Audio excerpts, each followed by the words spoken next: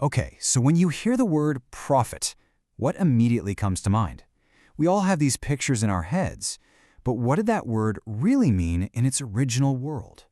Well, as we're about to see, the actual biblical answer is way more structured and honestly, way more fascinating than you might think. The big problem today is that we tend to chop up the biblical idea of a prophet into little pieces. We'll grab onto one aspect, but we totally miss the whole picture. It's kind of like trying to understand a car by just looking at one of its tires. You're missing the engine, the steering wheel, everything that makes it work. So, what are these fractured pieces we latch onto? For a lot of people, a prophet is basically just a fortune teller, right? Someone who predicts the future. The whole focus is on foretelling what's going to happen way down the line, almost like a spiritual weather forecast. But you know what? That's only a tiny, tiny part of the story. Then you've got the other side of the coin. Some people see prophets as just, really inspired moral preachers or maybe passionate social activists. And look, they absolutely spoke about justice and living right, for sure. But if that's all they were, you miss the actual source of their authority. And then there's this third view, the prophet as an ecstatic mystic. This is the image of someone who's just caught up in this intense religious experience, maybe speaking in a trance, totally disconnected from everything else. And again, there's a sliver of truth there, but it's just one fragment, not the whole thing. So how in the world do we put all these pieces back together? Well, this is where it gets really cool. The Bible itself gives us this incredible unifying framework that holds all these fragments together.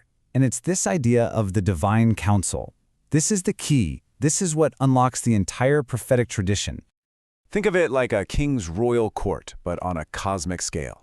This is the heavenly throne room, the command center, where God is on his throne, surrounded by this assembly of spiritual beings. This is the place where decrees are issued, where judgments are made, where the plan for history unfolds. It's the context that makes the whole idea of divine revelation make sense. Now listen to this, because the prophet Jeremiah drops this bombshell of a question. He's calling out false prophets, and his test for them isn't about how charismatic they are or how bold their predictions are. Nope, it's about access. He asks, who among them has stood in the council? The real question is, have you actually been in the room where the decisions are made? And this is the crucial difference right here. It all comes down to the source of the message. The real prophets, they have stood in the council. They've heard God's word, and their message calls people back to faithfulness. The false prophets, they're just speaking from their own heads, offering easy, feel-good messages. It's the difference between having a backstage pass to heaven and, well, just making it up. And hey, this isn't just some abstract theory. The Old Testament gives us these amazing front-row seats to the divine counsel in action. Let's just look at a couple of these stories. Okay, take the prophet Micaiah. It's an incredible scene. The king is surrounded by 400 prophets, and every single one of them is telling him exactly what he wants to hear. But Micaiah doesn't just offer a different opinion. No, he reports what he saw in a vision. He literally says, "I saw the Lord on his throne, and the host of heaven was deliberating." His authority wasn't his own. He was just a messenger reporting what heaven had already decided. So that's the Old Testament foundation. But this divine counsel framework, it doesn't just stop there. It actually evolves, and it finds its ultimate focus in a pretty dramatic new way. You can almost trace the whole storyline right here. The early Hebrew prophets, they had this direct access.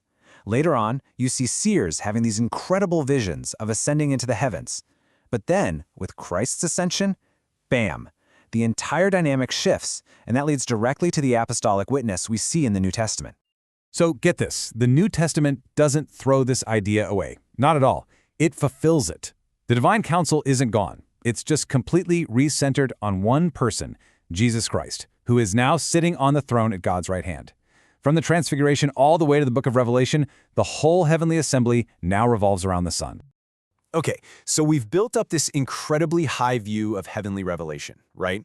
We're talking about prophets who participate in the very deliberations of God's throne room.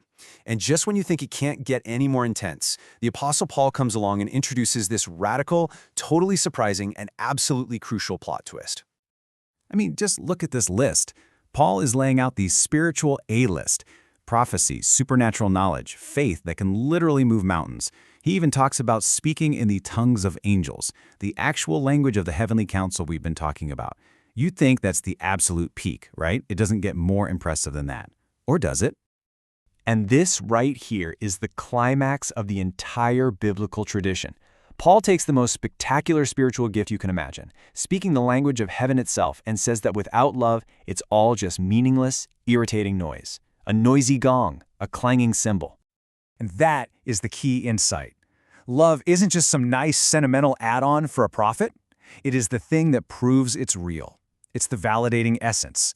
Because any revelation, any message that doesn't reflect the character of God, who the Bible says is love, well, that message is ultimately misrepresenting its own source.